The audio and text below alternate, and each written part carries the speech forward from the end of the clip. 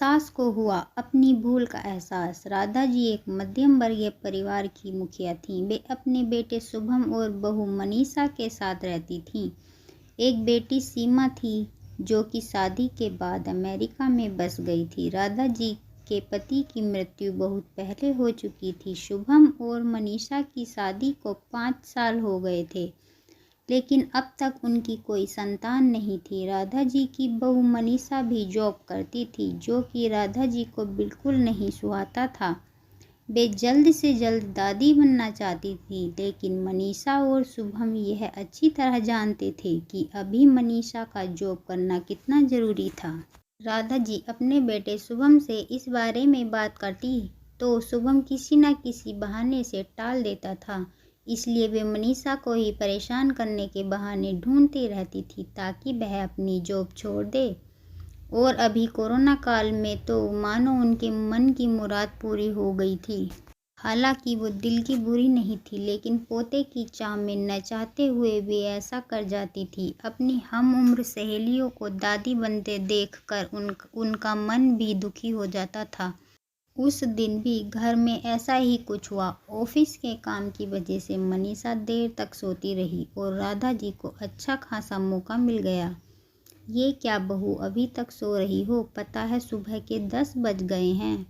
शुभम भी बेचारा कब से उठकर ऑफिस के काम पर लग गया है, और तुम हो कि अभी तक सोई पड़ी हो। चलो अब उठकर सबके लिए चाय नाश्ता बना लो। मुझसे कुछ हो ही नहीं पाता है, वरना मैं तो तुम्हारे भरोसे कभी नहीं रहती, खुद ही सब कर लेती। सॉरी माँ जी, वह देर रात तक काम चलता रहा, इसलिए सुबह सुबह ही सो पाई थी, इसलिए समय का पता ही नहीं चला। आप चलिए, मैं अभी जल्दी से आती हूँ। हाँ हाँ ठीक है, मेरा कुछ नहीं, पर शुभम को देख लो, उसे कुछ चाहिए तो नहीं? कब से उठा है बेचारा। हे भगवान, मुझे जल्दी से ठीक कर दो ताकि मैं ही अपने बेटे का ध्यान रख सकूं। राधा जी ने नाटकीय अंदाज में कहा। राधा जी ने अपनी बहू मनीषा को उठाते हुए कहा। मनीषा ने घड़ी देखी तो वाकई 10 बज गए थे। आज उसकी आंखें कैसे नहीं खुली। वह जल्दी जल्दी अपने काम निपटाकर हॉल में गई तो शुभम अपने लैपटॉप के साथ ऑफिस का काम कर रहा था। उसने किचन में जाकर चाय नाश्ता बनाया और फिर रात के बर्तन साफ किए और झाड़ू पोछा करके नहाने चली गई। दरअसल कोरोना वायरस की बढ़ती बीमारी की वजह से शहर में पूरी तरह लॉकडाउन किया गया था, इसलिए काम वाली बाई भी नहीं आ रही थी। मनीषा खुद एक इंटरनेशनल कंपनी में काम करती थी। उसका ऑफिस टाइम निश्चित नहीं होता था, अधिकतर उसे रात में देर तक काम करना होता था। कल भी उसका काम देर तक चलता रहा, इसलिए वह देर तक सोती रही। मनीषा नहाकर आई तो देखा कि उसकी सास अपने कमरे में अपनी सहेलियों से फ़ोन पर बात कर रही थी। बातचीत में अपना नाम सुनकर मनीषा सास की बातें सुनने लगी। अरे शारदा, तुम भी अपनी बहू को ज़्यादा सर पर मत बैठाओ। बहू को ज़्यादा उड़ने दोगी तो कल को अपनी नौकरी के चक्कर में बहन तुम्हें भी घर की नौकरानी बनाकर छोड़ेगी। मैं तो भाई शुरू से ही मनीषा के नौकरी करने के खिलाफ थी। अब करे नौकरी शौक से, पर साथ साथ घर के काम भी करें।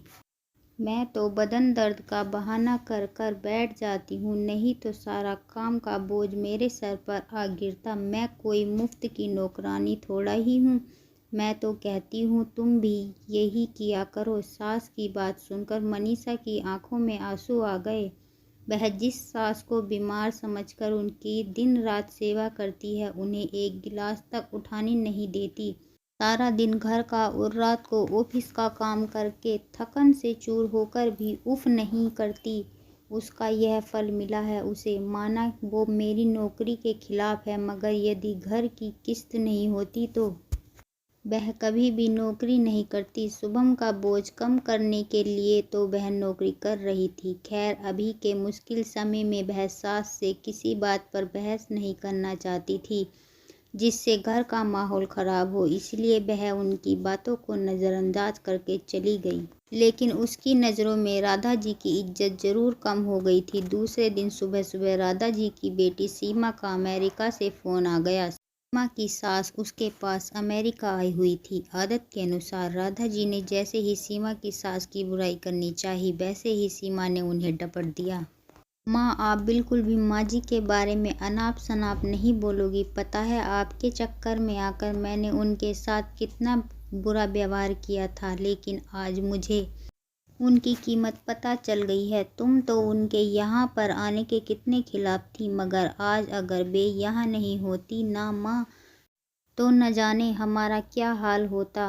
तुम्हें तो पता ही है कि मेरा नौकरी करना कितना ज़रूरी है। कोरोना ने यहाँ भी ऐसा कहर ढाया कि घर से ही सब करना पड़ रहा है। किट्टू का बेबी केयर सेंटर भी बंद है। मैं और राजेश फुल टाइम बिजी रहते हैं। ऐसे में माँ जी ने अकेले ही किट्टू के साथ साथ पूरे घर का सारा काम संभाला हुआ है। मुझे कुछ भी नहीं करने देती। अगर वे नहीं होती तो माँ, हमारा क्या होता, यह सोचकर ही रोंगटे खड़े हो जाते हैं।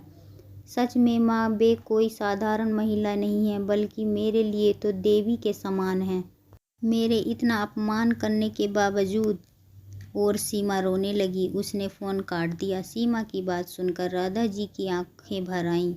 उन्हें अपनी भूल का एहसास हो गया था। मनीषा तो वाकई उनका कितना ख्याल रखती है। उनकी कड़वी से कड़वी बात का भी बुरा नहीं मानती है, उल्टा जवाब भी नहीं देती। वाकई अभी का समय तो एक दूसरे को हौसला देने का है, सारे गिले शिकवे भुलाकर एक दूसरे की मदद करने का है। तो फिर स्वार्थ में मैं अंधी कैसे हो गई थी, इतना कैसे गिर गई कि ऐसे मुश्किल समय में अपने परिवार की ही सहायता नहीं कर सकती। उन्हें उसी समय मनीषा को बुलाकर उसके सिर पर प्यार का हाथ फेरते हुए कहा, मनीषा, आज से घर के कामों की आधी जिम्मेदारी मेरी रहेगी। मैंने आज तक तुम्हें जो भी कहा और किया उसके लिए सॉरी। चलो अब तुम जाकर आराम करो, खाना मैं बना लूँगी। इधर सास का बदला हुआ रूप देखकर मनीषा की भी आंखों में आंसू आ गए और अपनी सास के प्रति उसके मन में फिर से पहले वाला सम्मान वापस आ गया।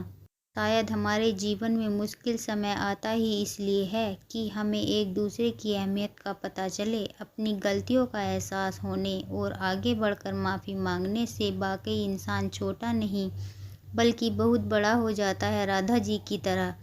दोस्तों, आपको ये कहानी कैसी लगी प्लीज़ कमेंट करके ज़रूर बताएं और मेरी इस वीडियो को लाइक और शेयर ज़रूर करें। मेरे चैनल को सब्सक्राइब करें। मेरी वीडियो देखने के लिए थैंक यू सो मच।